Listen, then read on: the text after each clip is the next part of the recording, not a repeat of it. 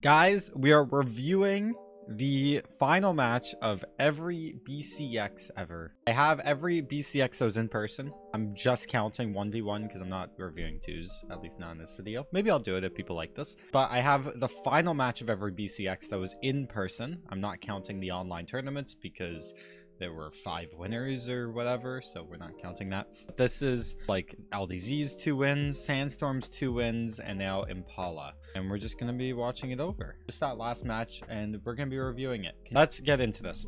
So this is 2016 BCX. If you're not familiar, this is LDZ versus Multimum, 2 players that don't play anymore, sadly. These guys are really good. One thing I also just want to mention, if people don't know, dash was added in 2017, so this gameplay has no dash. So we're going to be reviewing some really old gameplays. You can see how the characters look and everything. Ragnar's the newest legend. I remember watching this non-stop when I was in high school. This is like what I obsessed over when I was in school. I didn't care about school, just this. Crazy. Valhalla does that to you sometimes. 3, 2, 1. Brawl. So yeah, LDZ's on Koji. There's gonna be like a lot of whiffs. You're gonna notice. This is 2016, to be fair. There's also, again, no dash, so everything is extremely vertical. You can see LDZ very jumpy, jumps over. Going for good safe options. I understand why it did well. Like just going for dares and then like getting out for free. It's very interesting. Trying to go for dares when Guitar says D-Light. It's a verticality race. Look how floaty LDZ's playing. I didn't even realize how floaty he is. He's actually having a bad start here. What a clash. That's such a weird clash now. Definitely need some work. I'm glad where it is now. Recovery doesn't hit. I can see why guitars are also really good. It feels so weird. Look how much jumping LDZ does. Jump, jump, free land, side sig. Super interesting. It's unpunishable, the jumps. And like he has chase dodges, so you can like reposition for free. It's definitely a problem in the gameplay. How did he chase dodge? So you can just chain dodges without... It wasn't a chase dodge. It was just a chain dodge. So essentially you can chase dodge whenever you want and you can chain them together. It's literally, if you just have a dodge, you just move towards someone and then you chase dodge. So he did chase dodge and move back with another dodge. He chained it. Yeah, it's just a chain dodge. You can chain chase dodges now, but you can only chase with them. This wasn't a chase dodge. It was just like a momentum dodge. I don't know what else to say. It's interesting. Like there, right there, it's like dodge 1, dodge 2. It looks like a chase dodge, but he didn't land an attack.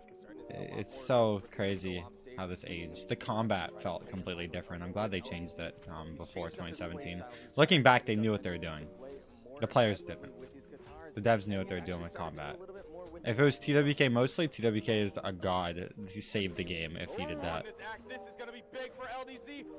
How dare, even I make that mistake sometimes.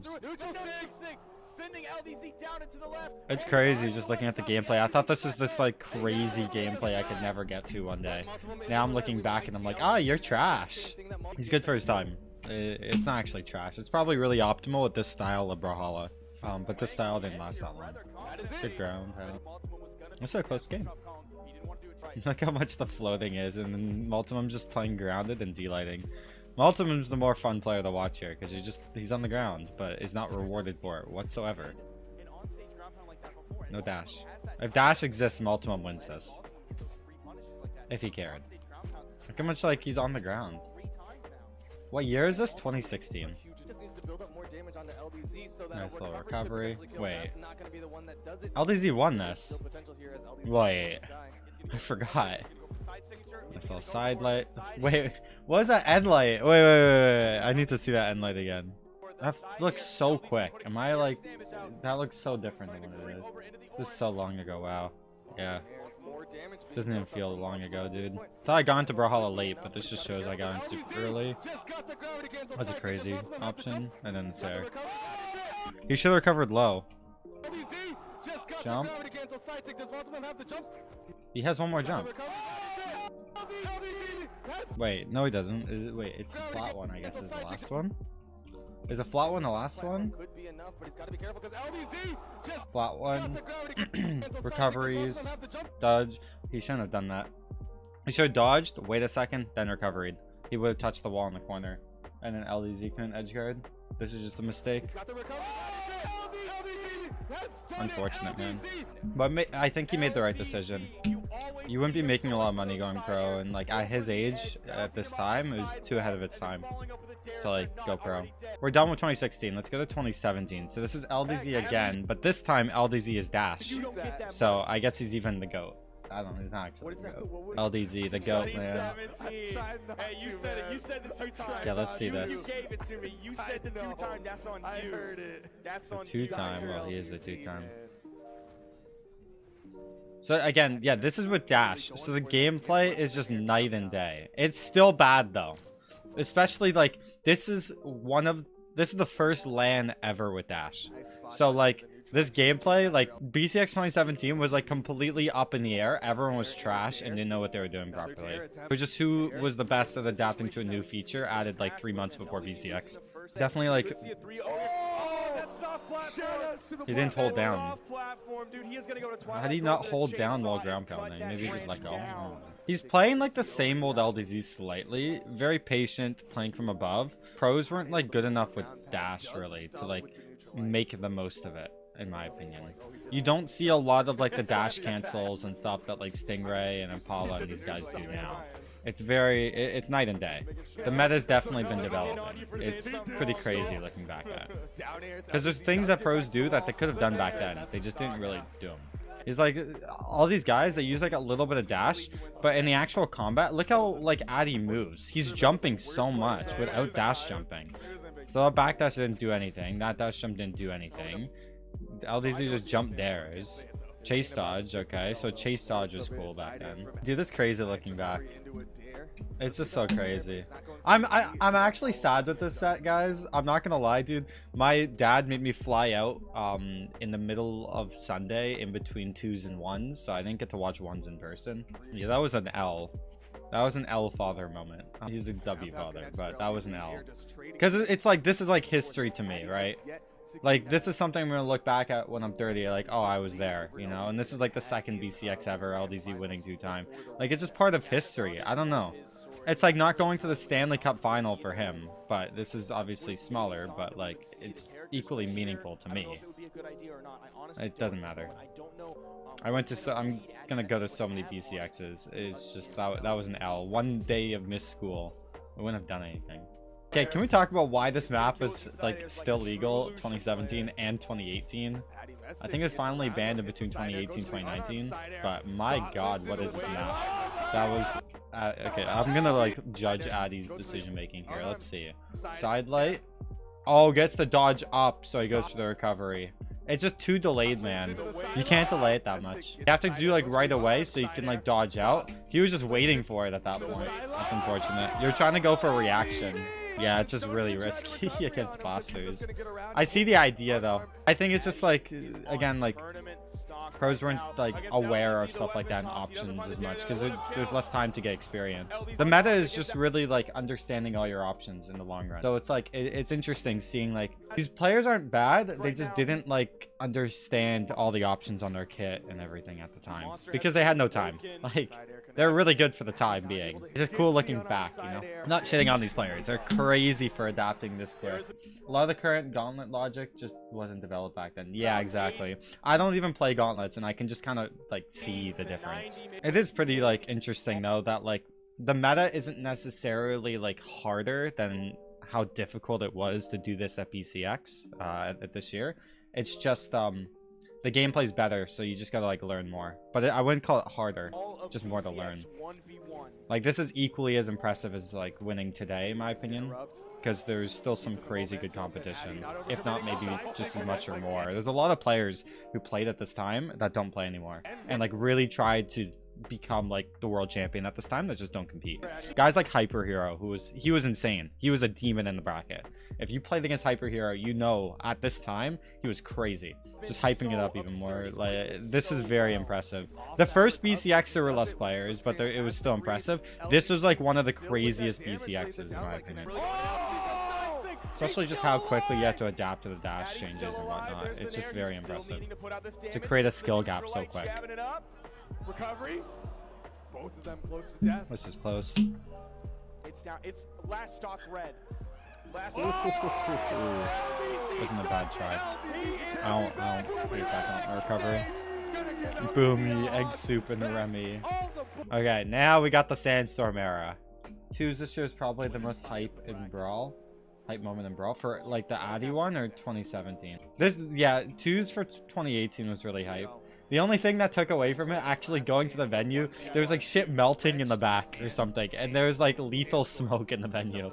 Shout out to DreamHack, by the way. Oh my. But yeah, twos is crazy hype for 2018. 2017 twos was really hype too. Both these 2 years were like peak for 2v2. Especially like the team combos too were like kind of hype. And just like the team combos were like less existent, so like when they happened, like they were so crazy, and like the team play was like the skill gap. You didn't think about like characters only playing gauntlets. Dude, in this current twos meta, you're either playing gauntlets or you're throwing. Sandstorm was just ahead of the time, his time, with like in terms of how he moves compared to everyone else, and like the option select and everything. He drove the meta that it is today.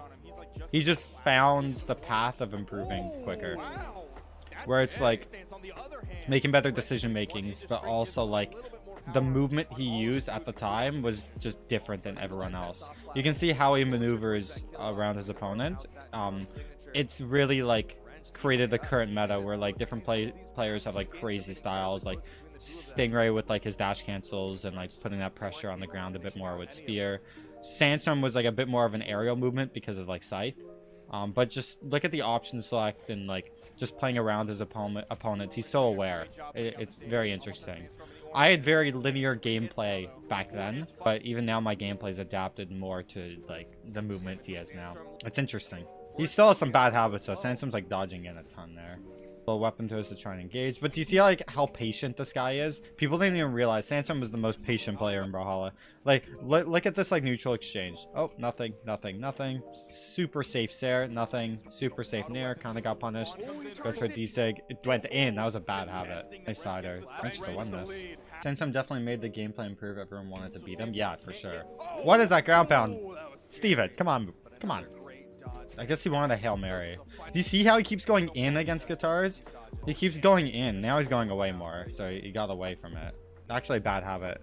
Look how like patient, dude. Sandstorm is like so patient in the right moments. He's not even throwing out attacks. Wrench is just beating him in neutral. Oh, that was a really good like option from Wrenched. It looks super risky, but he did it right next to the edge. I don't know how intentional this was. He literally fell in his recovery frames. It's really smart. Plus his hot platform coming, he reset it really well. With a like recovery or something. There we go. Ooh, you can't spot dodge. He just picks up the headphone, puts it down. He's like, let's go. Crazy, man. First line ever. Sandstorm. And here's Stanky Steven again. Dude, at this time, he just felt so unbeatable. It was so demotivating going to BCX because it's like, okay, who's coming in second? That's how it literally felt. I'm not gonna lie. Like the betting odds on Sandstorm, like everyone just thought he was gonna win.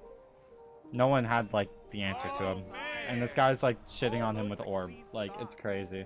Sandstorm was the most dominant player ever in Brawlhalla history for sure. For a year, 2 years straight, he could not lose. The only person that like would potentially get games or sets would be Boomy or Wrenched, and it was more Wrenched than Boomy and ones. Boomy like would take him to game 5s and stuff, then lose. Wrenched actually beat him a couple lands in a row, and then couldn't keep it up because Sandstorm just adapted, I guess. But also it was like 2019, so Wrenched could have kept going, but then the pandemic hit. Like Wrenched won the last like before BCX 2022, a lot of people need to like keep in mind Wrenched won the last 2 out of the 3 LAN events he went to. He won Shine, he won DreamHack Montreal, and then went to BCX 19, and then they went to BCX 2022 because of the pandemic. Like how crazy is that? This guy won like 2 of the last 3 before BCX 2022, and a lot of people don't even realize that because it was just a time skip. He could have like kept going Wrenched if the pandemic didn't hit. He can still keep going. It was just like when the pandemic hit, it was like he was really solid for the first year. Same with me. And then 2021 just slowed it down. I stayed a bit more solid. I made like a bit more of a return in 2022 than him because I was motivated for the mid-season because I really wanted to go to LAN. And then after that, Multiverses came out. The Boomy Sandstorm sets, yeah, they were really cool. But Sandstorm would get on top. I'm not really talking about the gameplay that much, but a lot of it is just like gameplay we already know. Like, and this is more like true to today's gameplay than the last couple, but this is more true to like the rank 30 of today's gameplay. Or not rank 30. I'd say like ranked like 20. Top 20 global is like this gameplay right now. Maybe not simple, but for sure Sandstorm. You can see like the dash cancels away. It's more similar. This like parts of this is not that optimal. It's just the feeling of being in grands that makes them play pretty like much worse. Watch how like patient Sandstorm is, by the way. He's not usually throwing out first. Look at that pressure he just put, then goes for a punish, right? Put some pressure, not going for anything committing, and then gets his like way in, you know? It's just a lot of like either tempo and tempo is like going for an option that isn't punishable, or he's just being like super patient, and it's like really smart. He's just playing smarter. Just a lot of like decision making, and it's just like creates such a huge skill gap. Ooh, could have got that downer because the stupid ledges suck in this game. I get ledge cancel so much. Even Sandstorm and world champion just ledge canceled by accident. Yeah, he's just fishing for sigs. It's just there's so much of a skill gap here. I know Simple took a game and stuff, but you can just kind of tell Sandstorm's playing with them. Yeah, that's it. He's not even like surprised. He just knew he would win. And now we have the most recent one, Impala versus Godly. The production quality alone is night and day from the last. It's crazy. I guess it's because private event compared to DreamHack. Plus, during the pandemic, they I think signed with like some media company, Skillshot or something. I don't know what their deal is with them, but Skillshot helps a ton. And yeah, this is fire. Wonder if Impala's gonna keep his reign going or will he stop here at BCX? I need to play against more of the top players in Brawl. I can give my opinion after I play against them more. If I get back into it, just kind of depends how I feel. But if you want my honest opinion from knowing Impala and playing against him before, Impala's a crazy player, but he's never been like the most consistent and dominant ones. So I don't know. Personally, I think he won't be consistently dominant, especially online, but on LAN could be a different story. We'll see. His LAN gameplay was like just super solid and consistent, and he had a set game plan that just really worked. But with the big balance changes coming, and there's gonna like hopefully be more LANs next year.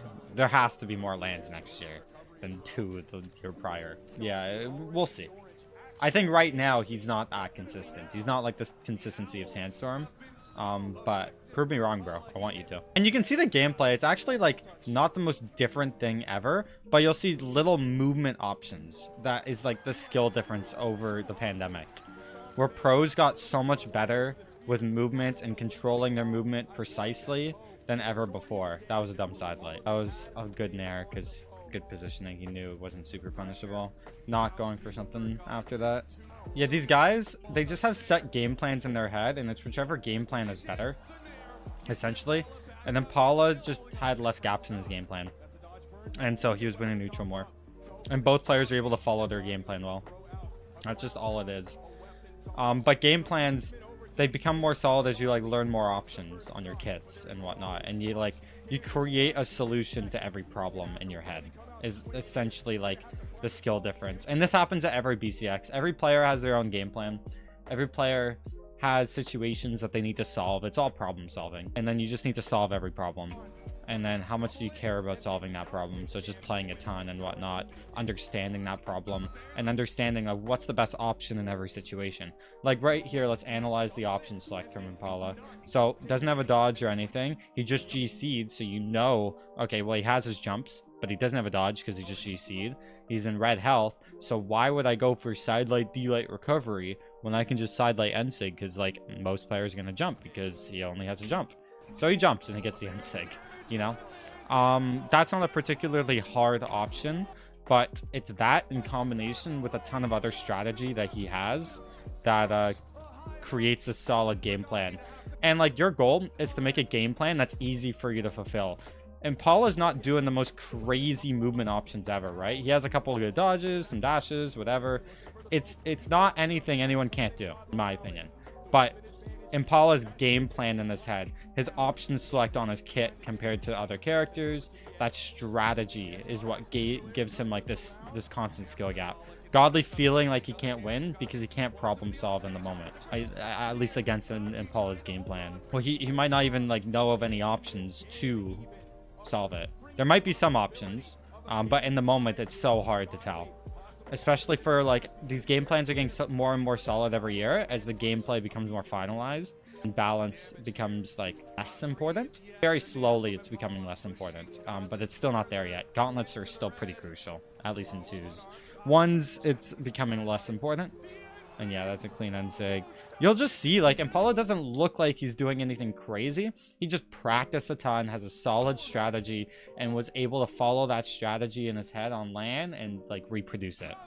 It's just crafting a strategy. What is that end sig? Dude, that was fishing for it. And you don't do that on the world stage against Scythe on your last stock. What is that option? Like, he's still human. Good end sig.